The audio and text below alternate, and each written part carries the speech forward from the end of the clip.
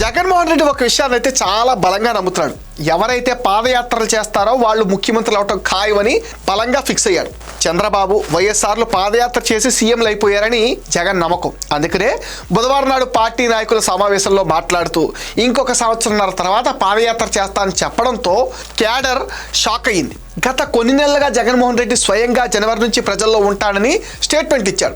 YCP social media team వాళ్ళు జగన్ ఈ నెల 26 నుంచి బస్సు యాత్ర చేస్తున్నాడని లీకులు ఇచ్చారు. తీరా చూస్తే ఇప్పుడు జగన్ నేను పాదయాత్ర చేస్తా కానీ ఇప్పుడు కాదు 18 నెలల తర్వాత చేస్తానని చెప్పడం కొసమేర్పు. 2018లో చేసిన పాదయాత్ర ఒక పిక్నిక్ లా సాగింది. అప్పుడు జగన్ రెడ్డి జాలీగా డాలీగా 3648 కిలోమీటర్లు 341 రోజుల్లో పూర్తి చేశాడు. రోజు మీద మాక్సిమం 10 కిలోమీటర్లు మాత్రమే నడిచేవాడు. ఈ పాదయాత్ర జగన్ ముఖ్యమంత్రి పీఠాన్ని అధిరోహించడానికి ఒక విధంగా ఉపయోగపడిందని చెప్పుకోవచ్చు. ఎందుకంటే జగన్ ఒక్క ఛాన్స్ ఇవ్వమని వేడుకోవడానికి అది బాగా ఉపయోగపడింది. కనపడిన ప్రతి వాడికి ఉత్తుత్తి హామీలు ఇవ్వడానికి అది బాగా హెల్ప్ అయింది.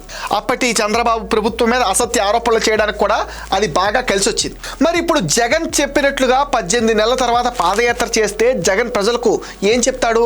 అప్పుడంటే జగన్ గురించి ఎవరికి పెద్దగా తెలియదు. అయితే 2019లో అధికారంలోకి వచ్చిన జగన్ అంటే ఏంటో చూపెట్టాడు. జనాలకు భయం అంటే ఏంటో కూడా చూపించాడు.